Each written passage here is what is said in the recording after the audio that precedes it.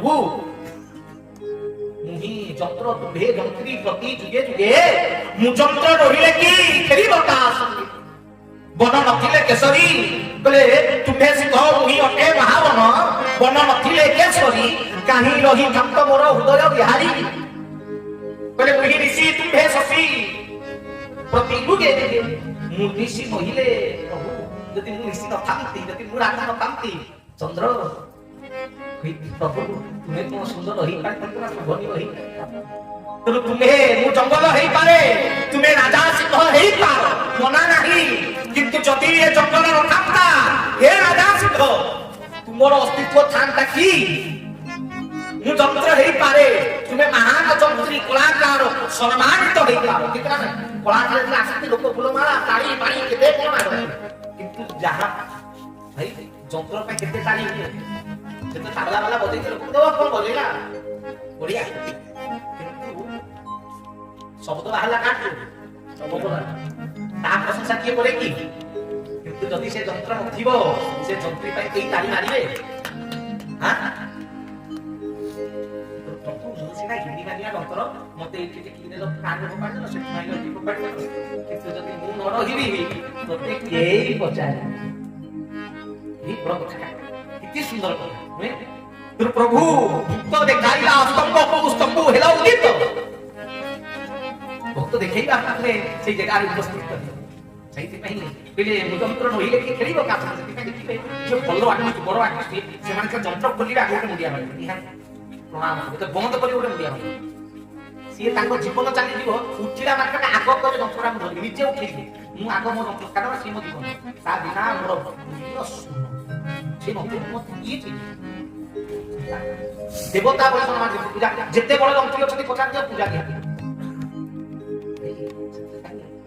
भगवान जीव बिना परम भी परिचय नहीं सेति जीव भी निहार दरकार जदि जीवन सेति की महानता तथा जदि जीव सेति की श्रेष्ठ न होई थांता प्रभु में ये शब्द लिखि थांते तो छोड़ा नहीं के मोर ए मध्य मंडरे तोर भल मंद चिंता सबु बेरे ए तो मोर खान मो प्रभु लिखि छथि ना तो छोड़ा नाही के मोर ए मध्य मंडरे केडे बड़ सम्मान आपको देले से का हैं किते बड़ कथा प्रभु किते बड़ कथा कहले कहि अछि धन तते मनर कथा प्राण भरी भल पाए प्रभु दिलु कथा तथापि देखिले तते सबु भूली जाए आसीआ पथ को तोर चाहिए हरि हरि बोल भगवान जति की महान भक्त भी सत्य की महान ये जीव आत्मा बिना परमात्मा को स्थान को ये जीव परम मिसिले चल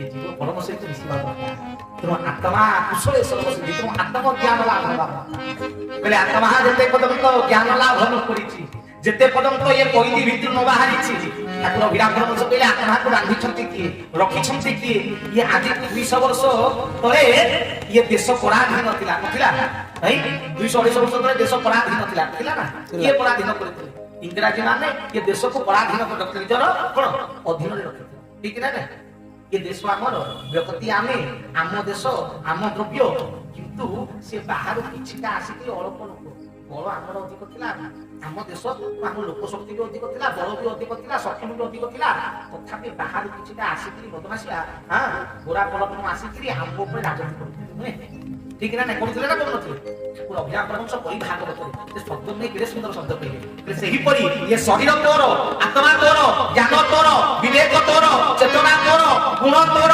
कर्म तोर तथापि भी ये किछिटा गोरा पलटन तते कुकुल करछु से गोरा पलटन आत्मा को बांधी छंती के सुंदर परी भाग बोले पांच मनटी जाकू कही बोले पंचम चज परे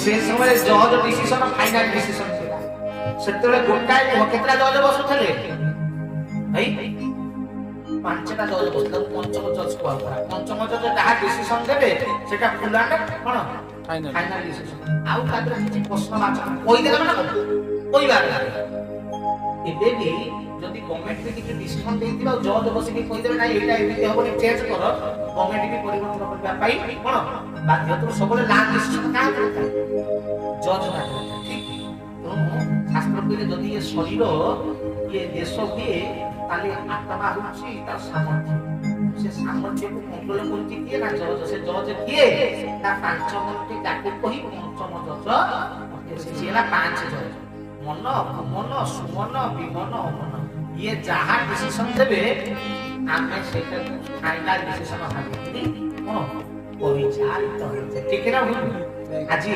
প্রবচନରେ বসিছে যদি মনକୁ ଭଲ ନ ଲାଗିଲା ପ୍ରବଚନ ମନକୁ ଭଲ ଲାଗିଲାନି হ্যাঁ যেতে ଭଲ জ্ঞাନ ପ୍ରଭୁ জমা প্রবচন শুনি পারিবেনি কারণ তো মন শুনিবা পাই কোন চাহুনি তো মনে একর সেকর বনাইনি প্রভুর আলোচনা মন পড়তি পড়তি কি কথা বসিবু কিন্তু গ্রহণ করি পারিবু তো কথাକୁ ତୁ ମନ ଦେଇକି ଶୁଣୁଛୁ ସେଇ ସମୟରେ ତତେ ପଛାଡୁ କିଉଟା କଣ କହୁଥବ ତ କାନ ତାକୁ ଶୁଣିବ ଶୁଣିବ ଭାଇ देखो गोटे मन देख गोटे कथा सुनते पछाड़े किले गपुथब तू सुनी परिबनी तो भाई भाई तीन थर डाकिबो तो मन जेतले छाड़िबो तो तो कोन हला कोन सेते बस तुम ये इंद्रिय कान या काम हला सुनिबा ग्रहण करिबा किंतु ये भी मन न चाहिला जाय सुनिबो कारण प्रकृति नैव मुच्यते जति मुच्यते किंचिते किंचिते शास्त्र कहिबे बोले प्रकृति परिवर्तन हुए ना गुण परिवर्तन होई पारे जने आइंस खाउची से दरकार पड़े छाड़ी देई पारे तू ये प्रकृति न ये कोन गुण स्वभाव परिवर्तन होई जाई पारे किंतु प्रकृति परिवर्तन हुए नाही प्रकृति कोन ना जे हिंसा परियाण होई जे आपनकर समस्त ऊपर संदेह चिंता धारा रखबो ये पूरा को जे जन्मरु जहा से बड़ हला कोन से या मोला काहे भी छाड़ी जे कंजूस से मोला करे ने कंजूस ठीक ना जे पूर्ण देखो कंजूस दबन माने से लोभी माने मरिया को ढेरे बेटी बुढ़ा पड़ी थबो टिके परे चाली जीवो हुकु हो तब सेते बेले भी ताके যদি 10 টাকা মাইने से दबनी दबो ताकि भगवान कइले माटी कार थरे मूर्ति करी के सुखी गला परे जेते रंग माइले सिना सुंदरता कम बेसी हो किंतु मूर्तिर स्वरूप परिवर्तन हेई परिबो নাই কাম ছুলি সেই প্রকৃতি হেলে কোন না কোনানকর গোরা কোন প্রবিরা প্রকৃতিতে তুমি ইমানে তুই পাঁচে মন আর 25 প্রকৃতি তুমি ইমানে যেতে পর্যন্ত কোন কোনা খাইছো যে ইংরেজি মানকু কোন মাইকিরি পিটিকিরি বিদায় করো না আমরা ভদ্রাঙ্গ দেশ পড়িলে সেমতি কইলে জ্ঞান খড়গ ধরিবু গুরু জ্ঞান ধরিবু জ্ঞান তাহলে ये पांच मन 25 प्रकृति तो अधीनस्थ शिकार करिवे नहले तू से तार कथा कहू ये आसीबो प्रवचन सुनिबो हरिबोल पकाइबो टाइम देखिबो 9टा हैला कि 9टा खाइ देखि घर सोइबा टाइम हैला सकाल उठिले काम प्रकृति परिवर्तन होबो नै आज जा करो काली की सेही आ प्रकृति परिवर्तन होबो कर्म शास्त्र कहिले ज्ञान ज्ञान किए देबे ना गुरु देबे किंतु गुरुଙ୍କର ଜ୍ଞାନ ପାଇଲେ ଜ୍ଞାନ ଅଛି କୋଠି ସୁନ୍ଦର ଭାବରେ ଭାଗବତ ଲେଖିଲେ ଏଥିରେ ସୁନ୍ଦର କହିଲେ ମୁଦାକୁ ହୁଇ ସଦୟ ଜ୍ଞାନ ତା ଭୂତରୁ ଉଦୟ ତ ଗୁରୁ କଣ କରନ୍ତି ନା ଜ୍ଞାନ ଦିଅନ୍ତି କର୍ମ ଦିଅନ୍ତି ତପନ ଚିନ୍ତନ ମନନ କର୍ମ ଦିଅନ୍ତି ଲୋକଙ୍କୁ ଜ୍ଞାନ ବ୍ୟକ୍ତିକୁ ଦେଇ ତ ଯାହା ତାକୁ ବିଦ୍ୟା ଦେବ ଜ୍ଞାନ ଦେଇ କାରଣ ଜ୍ଞାନ ତ ଲୋକ ଭିତରେ ଯୋଉଟା ଥାଏ ସେଇଟା तू जेते बुझा जेते पर्यंत अंतर न बुझिछि मन आपनकर ये चेतना न आसीछि सेते पर्यंत कार्यकारी होबो नै जेते बुझैलेली हां जथा पूर्वम कथा पर जेते बुझैले सेइ पे कइले कोइला को जेते नाजिले जेते धोइले जेते काटिले कोन पड़ा जीवो पले आउ ना थरे अग्नि सुजोग करी कि देखे से कोइला धरा ठीक है ना तो कोइला को धरा कइला पे हेले कोन करिया के पड़िबो ताकू विनाश करिया पड़िबो ताकू अग्नि रे संयोग करिया पड़िबो सही पड़ी कहले धनरे ये भितरे तोर कोइला भर्ती हे किरियो चित्त कोळा तोर जेते माजिले जेते ज्ञान देले सब एपटे पसला सेपटे आले तू किए आमे कोन सुनी किंता भितरे पसुचा ना मतुचे सेति पई ठाकुर अभिराम जन लेखिले कहले जेजा की जानो ये से ना तो जानो ई कहले नास्ति को कोटे कोटा कहले जेजा की जानो ये से ना तो जानो ई नास्ति को कोटे कोटा ए माया संसार मोई रे चिरो ए माया संसार मोई रे चिरो खाली कोने घट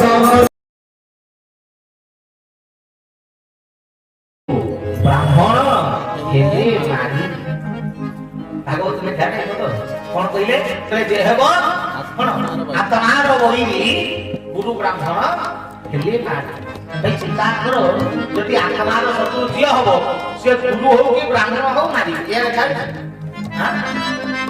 ତାର ଅର୍ଥ ଶାସ୍ତ୍ର କହିଲେ ଗୁରୁଙ୍କ ବାକ୍ୟ ଉପରେ ପ୍ରଶ୍ନ କରିବା ବି ମନା ମୁଁ ଲେଖିଲି ଚରମରେ ପ୍ରଭୁ ଲେଖିଛନ୍ତି ଗୁରୁଙ୍କର ବାକ୍ୟ ବା ବାଣୀ ଉପରେ ପ୍ରଶ୍ନ କରାଯାଏ ନାହିଁ ତାକୁ ଗ୍ରହଣ କରାଯାଏ କିନ୍ତୁ ଭାଗବତ କଣ ଲେଖିଲେ ଯେ ହେଉ ଆତ୍ମାର ବହିରି ଗୁରୁ ବ୍ରାହ୍ମଣ ହେଲେ ମାରି ସେ ଗୁରୁ ହଉ କି ବ୍ରାହ୍ମଣ ହଉ ମାରି କଣ ଏଇଆ ଶିକ୍ଷା ଦେଇଛି ଭାଗବତ ଏଇଆ ଶିକ୍ଷା ଦେଇଛି ତାହେଲେ କେମିତି ମାରିବ ନା ଯେହେତୁ ଆତ୍ମାର ବହିରି ଆତ୍ମାର ବହିରି କିଏ ନା କାମ ଧର୍ମ କହି ତିଆରି ତାକୁ ମାରିବା ପାଇଁ କଣ ହବ ନା ଗୁରୁ ବ୍ରାହ୍ମଣ କହିଲେ ଗୁରୁଙ୍କୁ ଧରି ବ୍ରାହ୍ମଣ ହେଲେ ଯାଇ ଆତ୍ମାର ବୈରୀ ମାନେ ବିନାଶିତ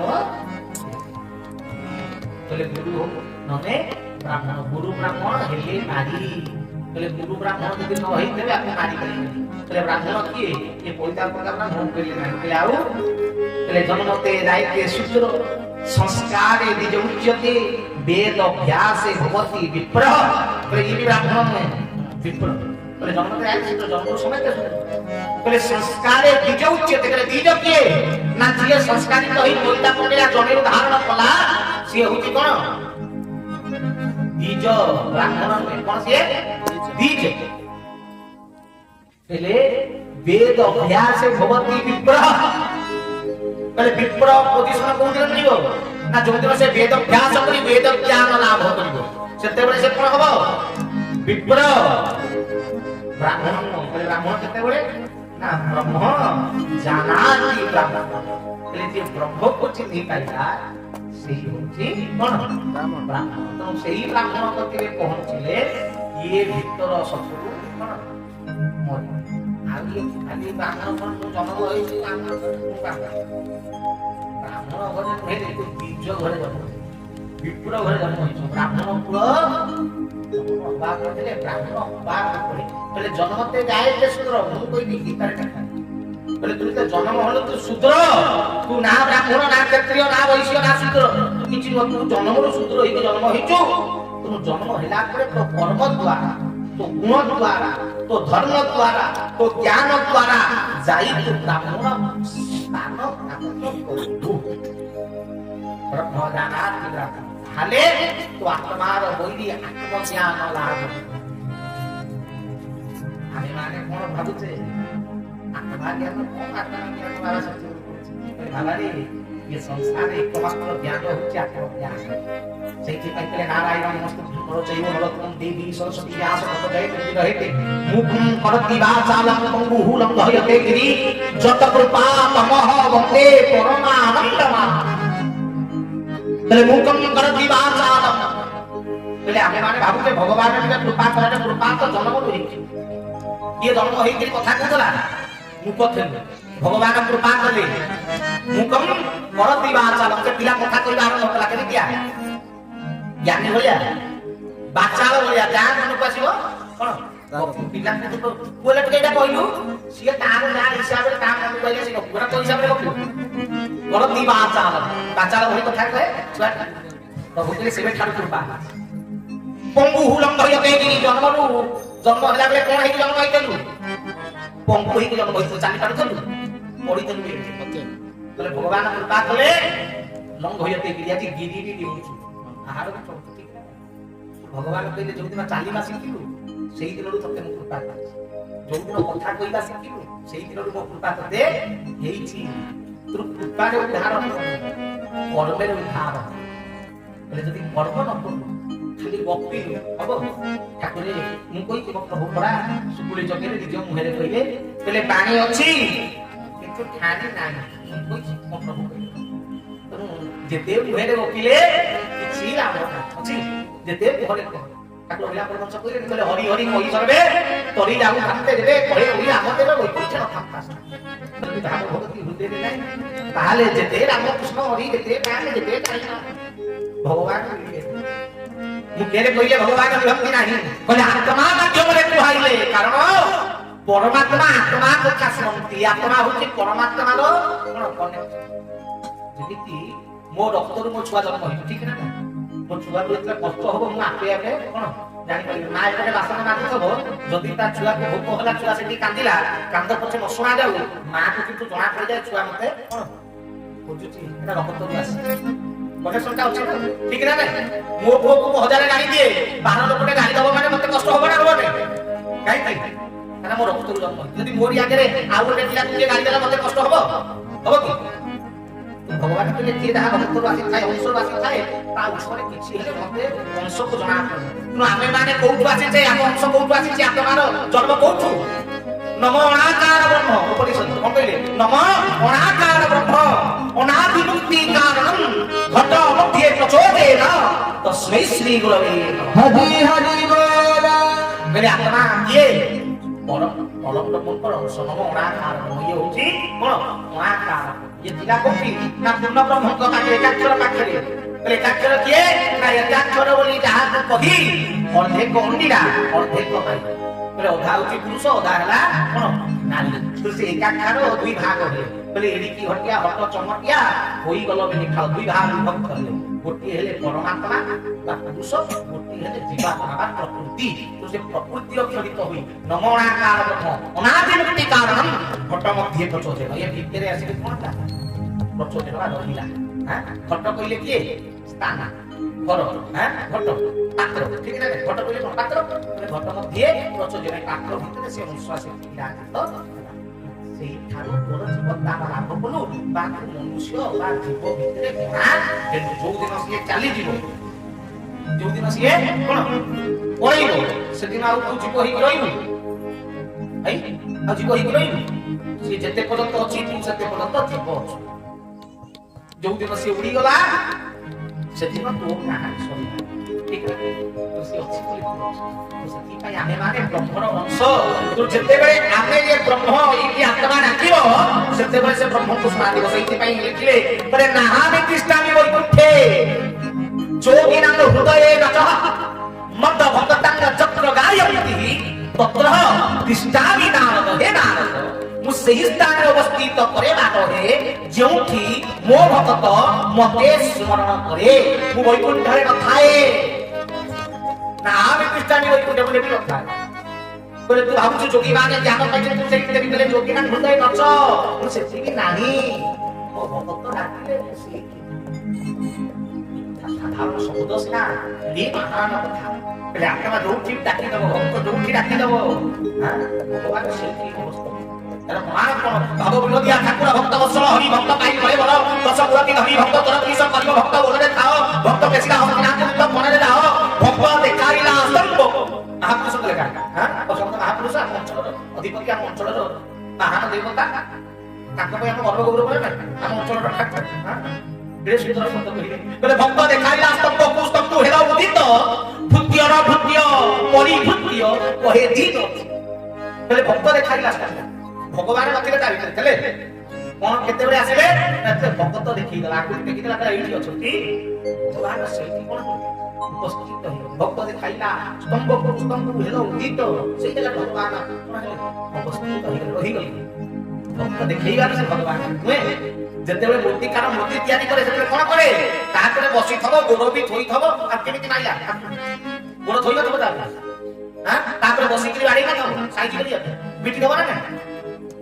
କିନ୍ତୁ ଯେତେବେଳେ ମୂର୍ତ୍ତି ତିଆରି ହେଲା ପରେ ବି ତାକୁ ଟେକିକିରି ଆଣିକିରି ଥୋଇଥବ।